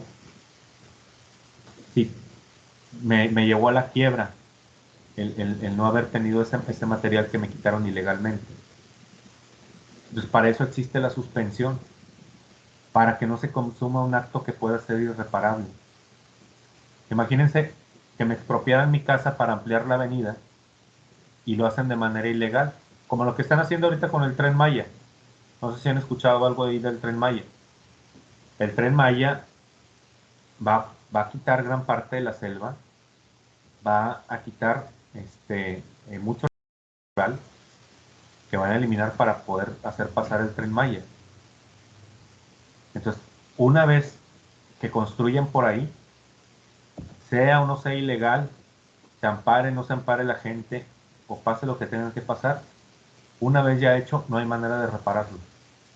Es un daño completamente irreversible. Pues a esa gente que le están sacando de esa comunidad, que le están sacando de sus casas para construir el Tren Maya, y que la saquen de su casa, y luego destruyen su casa para poner ahí el Tren Maya, es un acto irreparable. Yo sé que hay quien puede decir, bueno, es que se lo puedes reparar porque le das otra casa. Nunca va a ser igual. Y aunque se la vuelvas a construir, vaya, la única sería que le construyeras algo mejor. Pero, ¿por qué va a ser irreparable? Ese tiempo que lo dejaste sin hogar, ese tiempo que lo sacaste de su comunidad, ese tiempo que se tuvo que dedicar a otros labores fuera del ámbito donde se desarrollaba. Pues por eso se consideran daños irreparables. Y para eso existe la suspensión. Para que no tengas que pagar por algo que puede representar una ilegalidad. Pues, ¿qué pasa en la clausura? Oye, llegan y me clausuran mi establecimiento y yo digo que es ilegal esa suspensión. Entonces, mientras la autoridad me demuestra que yo estoy haciendo algo mal, que vendo carne de perro, carne de caballo, que tengo ratas en mi establecimiento, que no estoy pagando los impuestos, mientras la autoridad me demuestra esto, déjame seguir operando. Suspéndeme la clausura. Ya si después la autoridad determina que efectivamente estoy incumpliendo con alguna de las normas, se retira la suspensión y se ejecuta el acto. Pero la suspensión va en la medida de protegerte los derechos humanos, así sea 2, 3, 4, 5, 6 meses, un año, y que no tengas que pagar por algo que tal vez no eres culpable o que no tienes responsabilidad. Entonces, hacia eso va la suspensión. Que la autoridad que te está ordenando violar los actos o que te está violando los derechos humanos se detenga de hacerlo en lo que se resuelve el amparo. ¿Sí me expliqué bien, compañeros? De lo que es la suspensión.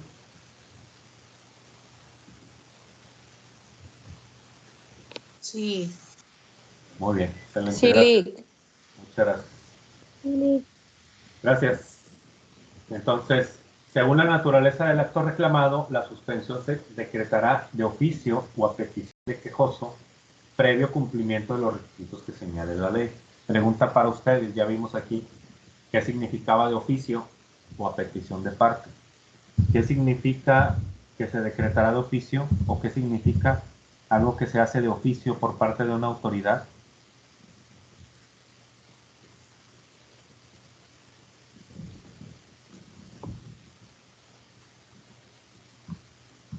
Vamos a ver. Compañera Lucía.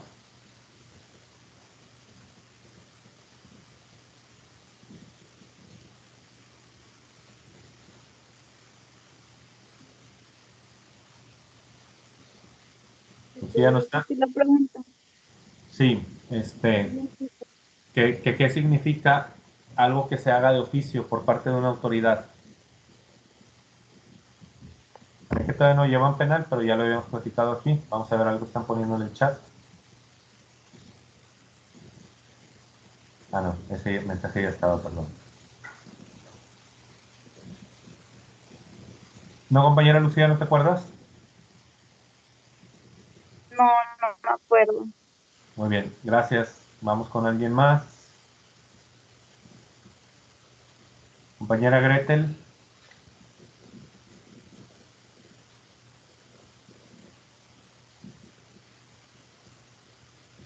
No recuerdo. Excelente, gracias. Vamos por uno más.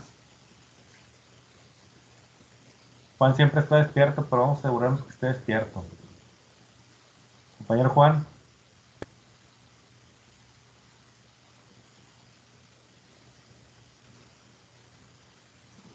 Bueno, Juan Alberto Flores, porque hay dos Juanes. Pero ninguno de los dos contesta. Yo sí estoy. ¿Dónde que no te veo? Juan, pero Juan Alberto o Juan de Dios. Porque no, Juan de Dios. Juan de Dios, ok, perfecto. ¿Sí te acuerdas qué es esto de hacer algo de oficio?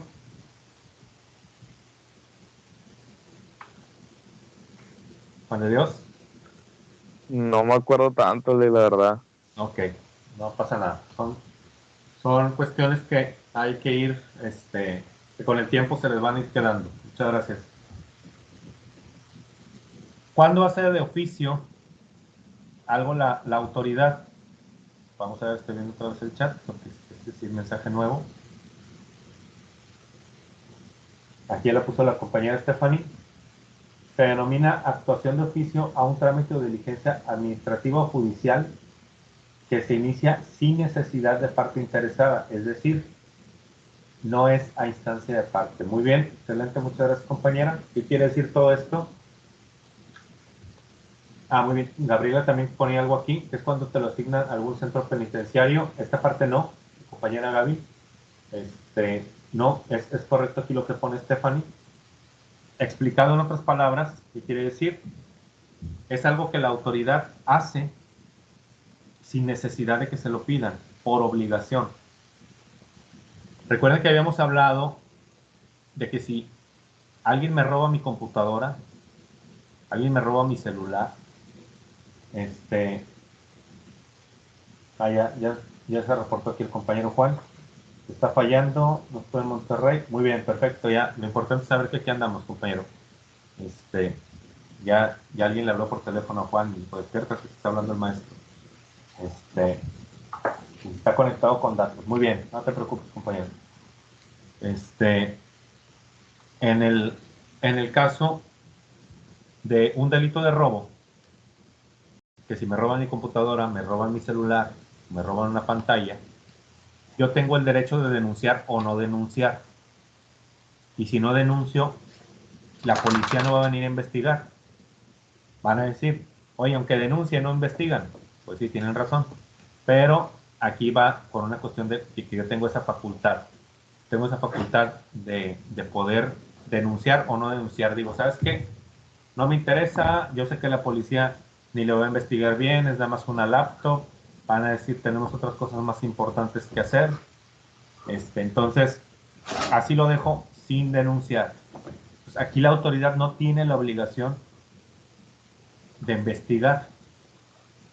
Pero si estuviéramos hablando del delito de homicidio, haya o no haya denuncia, la autoridad tiene la obligación de investigarlo de oficio. Y si no hay denuncia, vamos a encontrar a una persona muerta en la calle, tirado.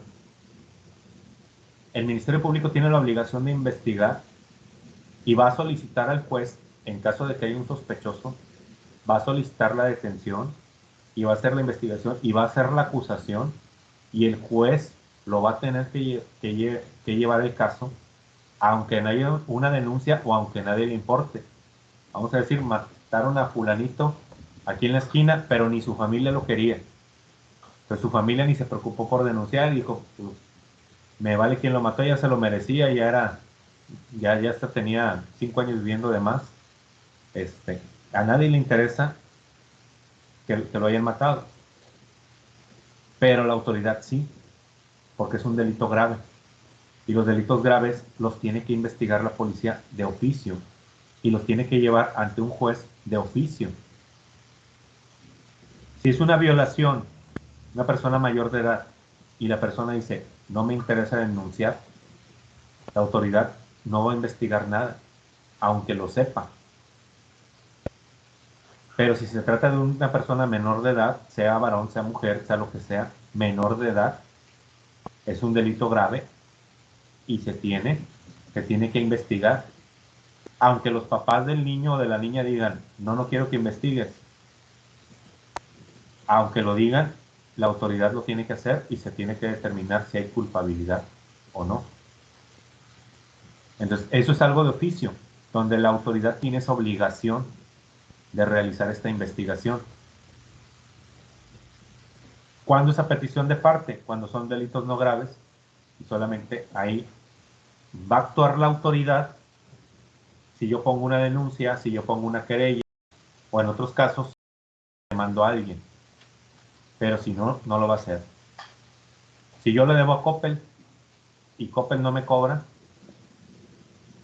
la autoridad no va a llevar ningún juicio, no va a investigar, no va a hacer nada. Pero si Coppel va y le dice, oye, Araceli de Luca me debe tanto dinero por la ropa que se llevó, la moto que se llevó, el split que compró, no me lo ha querido pagar, ahí sí, estamos hablando de instancia de parte y ahí tiene que investigar.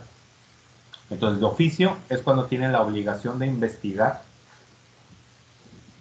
sin que nadie se lo pida o sin la necesidad de que alguien se lo pida. Desde el momento que se entere de los hechos, tiene su obligación de investigar. Entonces, esa también es parte de la suspensión. La suspensión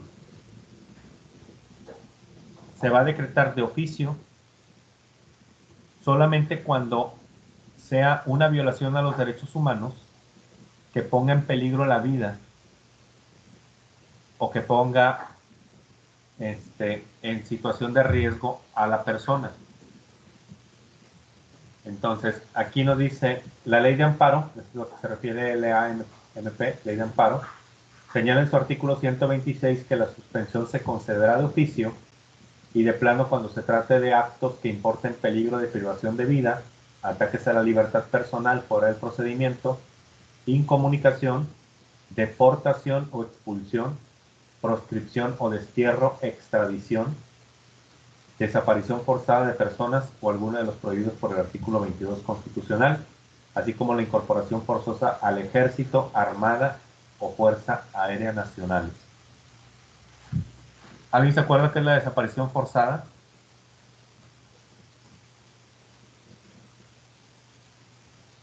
Desaparición forzada de personas.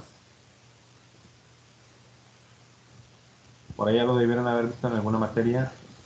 Prevención social del delito, lo vimos, los que estuvieron conmigo.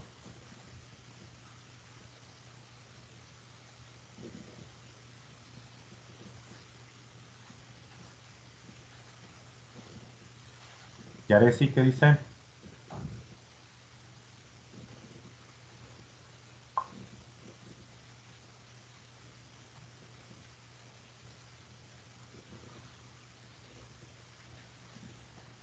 ¿Va? Sí, ¿Sí? no es cuando una vez nos comentó que, por ejemplo, los policías o alguien más de la autoridad se los llevaban y como que los secuestraban o algo así, ¿no? Es No correcto. es eso.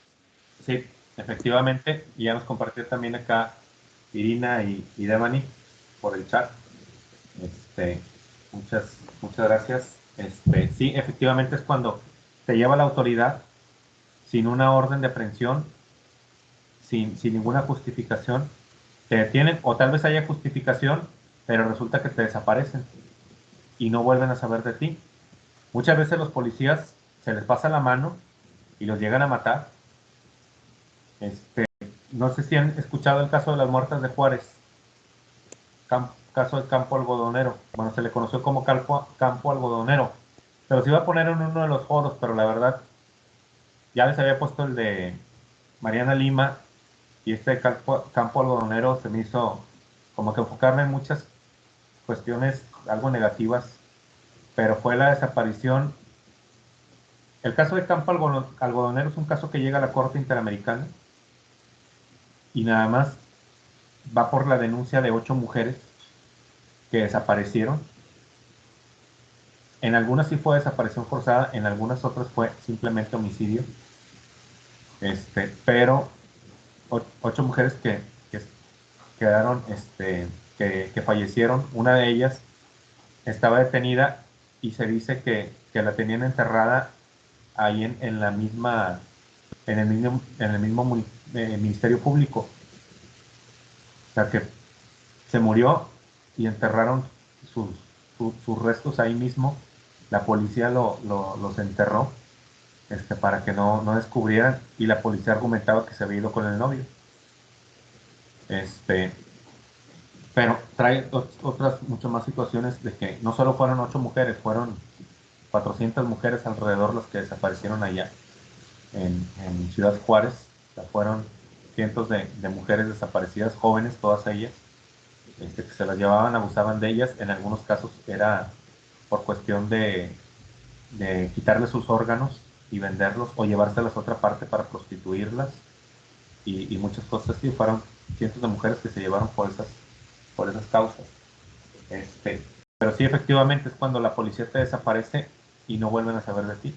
Pues muchas veces la policía, te digo, se les pasa la mano, te torturan, te asesinan y van y desaparecen tus restos. Antes, época de la represión en México, cuando se prohibió el rock, se prohibieron manifestaciones, se prohibieron muchas cosas por ahí de los años 70, a los rebeldes dicen que los agarraba la policía o el ejército y se los llevaban en helicópteros al Golfo de México, les amarraban piedras y los aventaban al mar. Entonces, pues ya con piedras, imagínense, en el Golfo de México, para encontrar un cadáver, pues prácticamente imposible. Entonces, esas son las desapariciones forzadas, pues, donde elementos de la policía o del ejército te detienen, y ya sea que porque te asesinan, ya sea porque se les pasó la mano, o porque hacen X cosa contigo, no te vuelven a ver. Dice el compañero Mauricio: tipos de delitos: que compleja violación de los derechos humanos, crimen de lesa humanidad, desaparecidos. ¿Ok? Es correcto. Cuando hay una desaparición masiva, se le considera de lesa humanidad. Cuando estamos hablando de grandes grupos de personas, como se dio, por ejemplo, en el 88, cuando fue el fraude electoral de Carlos Salinas de Gortari, hubo muchos opositores en ese entonces creo que todavía no se llamaba PRD, donde estaba Cuauhtémoc Cárdenas, que fue el ganador de las elecciones, pero le hicieron fraude. Quisieron hacer un levantamiento en contra del gobierno y dicen que desaparecieron nada más del partido, gente del partido, que desaparecieron a 500 personas, que no las volvieron a ver, más muchísimos ciudadanos que estaban con la causa. Pues fueron miles de personas que desaparecieron en aquel entonces. Ahí se considera crímenes de lesa humanidad, cuando hay una desaparición masiva de personas por el mismo asunto. Porque luego hay diferentes cosas que son muy, muy variadas. Por ejemplo, en Veracruz en 2 años hubo 3,000 desaparecidos. Imagínense, en 2 años 3,000 desaparecidos. Desaparecidos que no sabes si están muertos, están vivos. Los 43 de Ayotzinapa, también otro grupo importante, que es en un solo caso. Entonces, esa es la desaparición forzada. Y para la desaparición forzada, pues se han dado muchas cuestiones en materia de amparo. Nos pregunta la compañera Devani que si la querella es diferente a la denuncia. Así es. La denuncia es cuando no conoces a la persona que cometió un delito. Por ejemplo, estás en tu casa, pones ahí en tu porche, vamos a decir, pones una laptop, pones con una bocina porque vas a hacer una carne asada, o vas a ver un partido, pones tu pantalla o algo. Resulta que te metes a tomar agua, te metes por algo a la cocina y te roban tu pantalla y te roban tu computadora. No tienes cámara, no tienes manera de demostrar. Pues vas y pones la denuncia para ver si se encuentra algún responsable. O llegas a tu casa y resulta que te quebraron la ventana y se metieron a robar. Te robaron bastantes cosas importantes. No estabas tú, no tienes cámara, no hay forma de saber. O aunque tengas cámara y puedas identificar a la persona, pero no sabes quién es, no la conoces. Entonces vas e interpones una denuncia. Pero en la querella es cuando sí conoces a la persona, cuando sí sabes quién es y va la acusación directa a la persona. Vamos a poner el mismo ejemplo, el primero. Estoy haciendo mi carne asada porque voy a ver el partido, me meto a la casa y donde salgo ya no está la pantalla. Y resulta que un vecino me dice, oye, acaba de ser tu vecino de enfrente, vio que te metiste, corrió, cargó con la pantalla y con la computadora se metió a su casa. Entonces, ahí no va una denuncia, ahí va una querella, porque sabes que es tu vecino Juanito Pérez, que vive en el 508 de la misma calle. Entonces, ahí procede una querella. Pues querella es cuando es persona conocida o que sabes quién es, sabes directamente quién es la persona. Igual cuando es en un carro, que hay un choque, cuando se identifica plenamente a la otra parte que no huyó, vas y promueves una querella en su contra. Pero cuando chocas y la otra persona se da la huida y solamente pudiste tomar las placas o solamente la descripción del vehículo, vas e interpones una denuncia. Entonces, es la diferencia entre los dos. Y en materia penal nunca hay demanda. Eso para que lo tengan bien presente. No hay demanda penal. Es algo que no existe. Es denuncia o es querella. Es una de las dos, pero no hay demanda.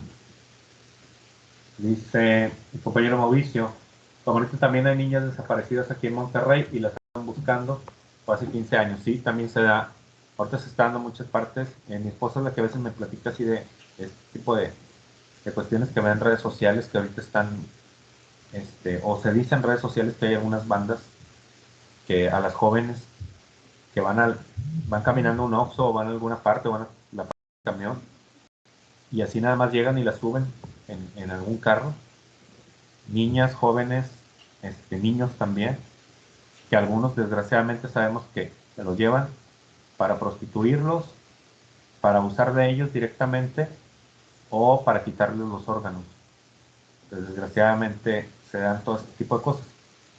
Y hay desaparición, y a veces también por la misma policía, porque también la misma policía se ha llevado. Miembros del ejército recientemente que se llevaron a una niña y abusaron de ella.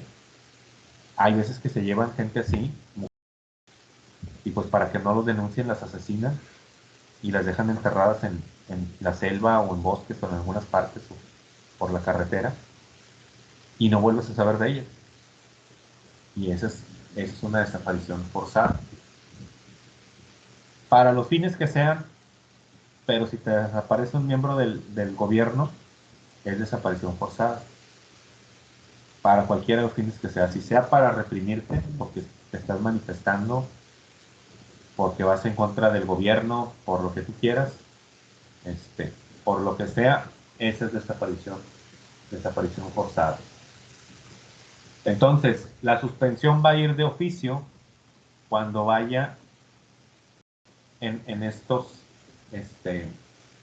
casos que tenga que ver con situaciones de incomunicación, deportación. Por ejemplo, aquí en México, cuando detienen inmigrantes que vienen de manera ilegal, que no tienen esa autorización, o sea, tienen que solicitar entrar al país.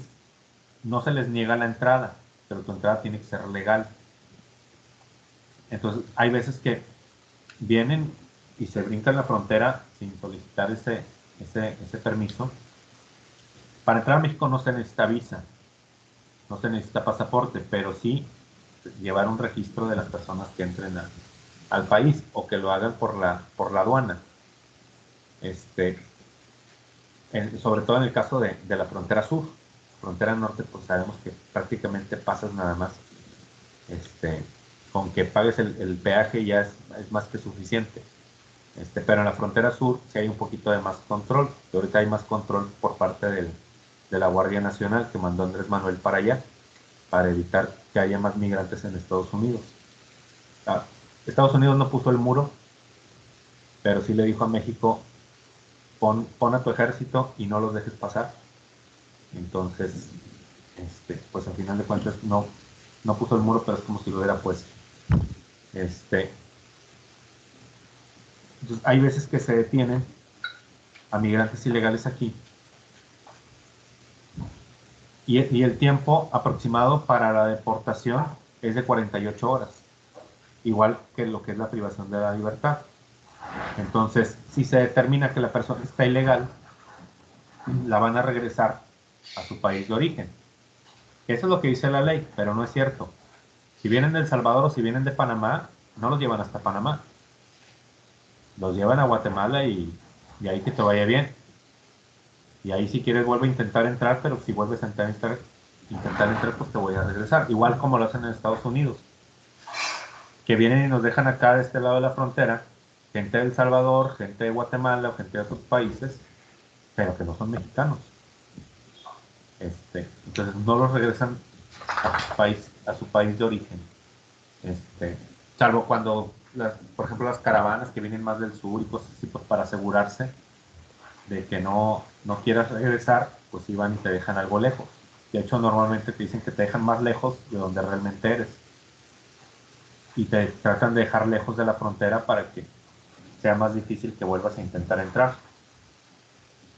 Entonces, en este tipo de situaciones, se ha detenido a muchas personas que vienen con sus hijos. Entonces, la situación legal de un adulto se resuelve entre las 48 y 72 horas, pero la situación legal de un niño no. Entonces, se han tocado varios casos en que quieren deportar a los papás, pero los hijos van a seguir aquí en México. Pues, ¿qué es lo que pasa en ese tipo de casos? Promueven un amparo para que no los deporten. Por lo menos para que no los deporten mientras ellos puedan arreglar la situación con sus hijos y poder ser deportados con sus hijos.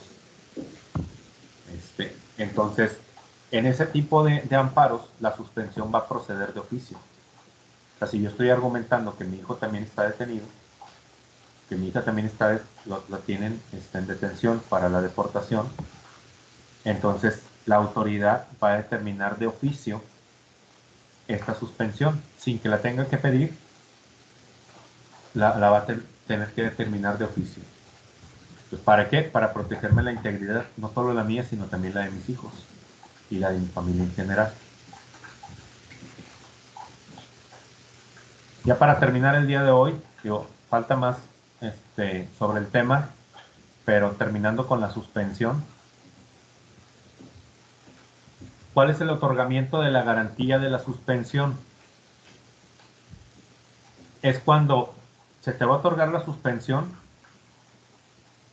pero hay varios elementos. Uno, se pone en riesgo que te des a la fuga. Entonces, si corre el riesgo que te des a la fuga, estás tú siendo demandado por una deuda de 1 millón de pesos y resulta que promueves un amparo contra alguna violación a los derechos humanos. Para que te otorguen la suspensión de la libertad, tú tienes que dar una garantía. Esta garantía viene siendo la fianza. Cuando se paga una fianza para estar en libertad, no es de que tú pagues algo como una multa, sino que tú asegures con esa cantidad que no vas a poder huir. O vamos a suponer que estamos hablando van a demoler alguna casa y tú te estás amparando contra esa demolición.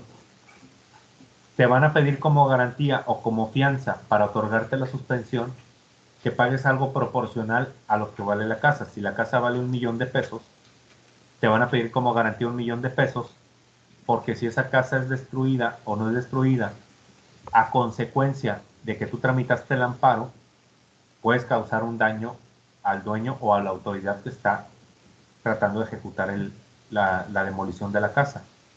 Entonces, para que tú garantices que se pueda conservar la casa mientras se lleva el juicio de amparo, te piden esa garantía para poderte dar la libertad. Cuando hay una persona atropellada y murió, la indemnización ahorita anda como en 800,000 pesos.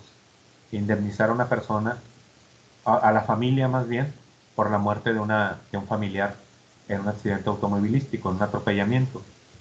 Entonces, si tú quieres la libertad para poder llevar el juicio libre, en lo que se determina tu responsabilidad, vas a tener que pagar una fianza equivalente a lo que es el pago de la indemnización. Hay veces que les piden una fianza de 300,000 pesos y dicen, oye, pues como que no corresponde. Pagar 800 y me pones una fianza de 300, pues como que no coincide. Estas fianzas normalmente las ponen cuando hay una aseguradora de por medio. Si la aseguradora se va a hacer responsable del pago, entonces no hay tanto problema. Les ponen 300,000 pesos para que la aseguradora se cerciore de que tú no vas a huir, y en caso de que tú huyas, como quiera la aseguradora se va a hacer responsable. Cuando no tengo aseguradora, es cuando definitivamente se va a determinar si me dejan en libertad con una fianza mucho mayor, o definitivamente no me dan la libertad porque imagínense que venga alcoholizado, que haya venido alcoholizado y atropellé a una persona, pues ahí lo más seguro es que voy a meditar la cárcel y aparte pagar esa indemnización a la familia de la persona que asesiné de manera imprudencial. Entonces, eso es la garantía. El que tú garantices con algo, con bienes, con una casa, con un yate, con lo que tú quieras, o con dinero, garantices que no vas a huir o que no te vas a sustraer de la responsabilidad, y que estás garantizando que mientras esté el juicio no va a haber ninguna afectación mayor por llevar el juicio de amparo. Esa es la garantía. ¿Alguna duda sobre la garantía? Porque es algo que a lo mejor ustedes, si van a ser peritos o si van a ser ministeriales, les va a tocar determinar, sobre todo si son peritos. ¿Quieren los audífonos? Creo que te los dejé aquí. Sí, están cargados.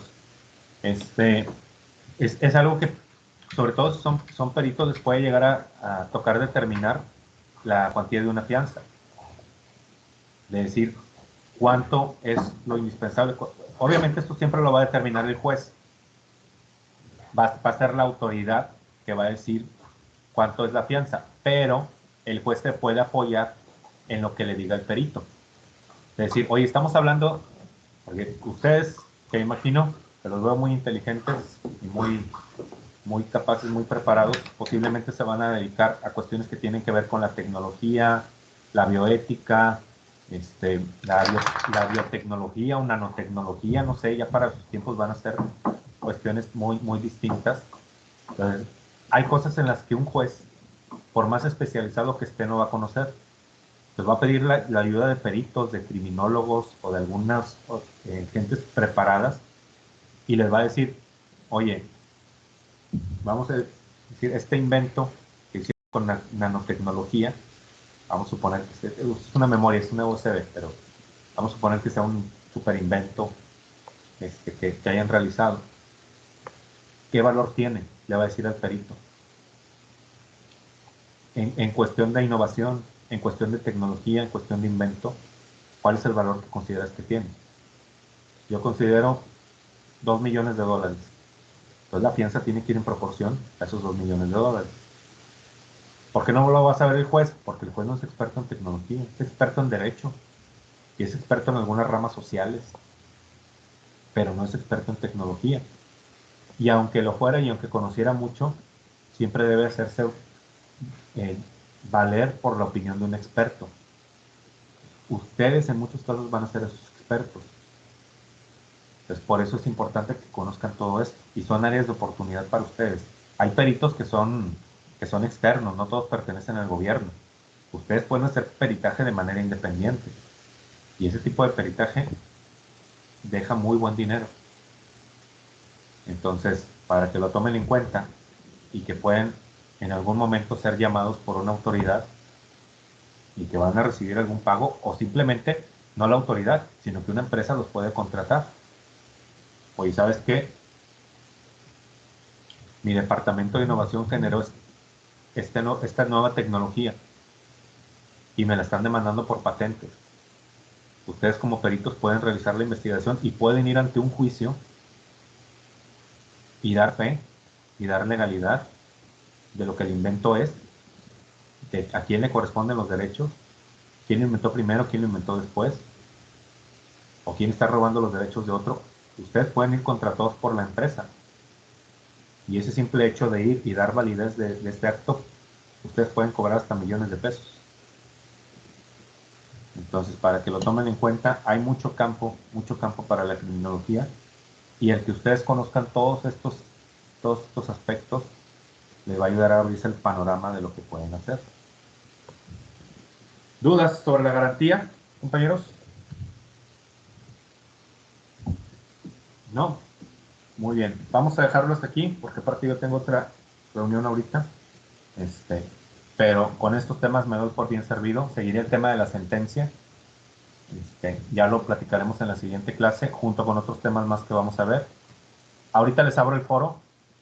Ahorita nada más terminando la otra reunión, o si no, ahorita en lo que estoy en la otra reunión les puedo abrir el foro. Ya para los que quieran empezar a hacerlo. Gracias, compañera Gabriela. Para quienes quieran empezar a hacerlo, y tienen de aquí hasta la próxima semana para realizar el siguiente foro, y luego el otro martes abrimos otro foro. Entonces, pues si no hay dudas, déjenme descargo la lista antes de que se me vaya, y nos veríamos la siguiente semana. Vamos a ver. Listo, ya está descargada la lista. Entonces, nos vemos la próxima semana, y pues que tengan buen inicio de semana, porque prácticamente inicia hoy. Ayer tuvimos el asueto. Si tienen dudas sobre la revisión del examen, me hacen llegar un WhatsApp y lo revisamos sin ningún problema. Pero pues como todo se autocalificó, pues difícilmente va a haber alguna duda o algún comentario. Nos vemos, que tengan buen día. Compañeros que están despidiendo aquí por el chat, igualmente para todos. ¿Sí? Bye. Bye, Lick. Hasta luego. Gracias, Lick. Estén bien. Nos Hasta vemos. luego. Hasta luego. Nos vemos, Lick. Nos vemos.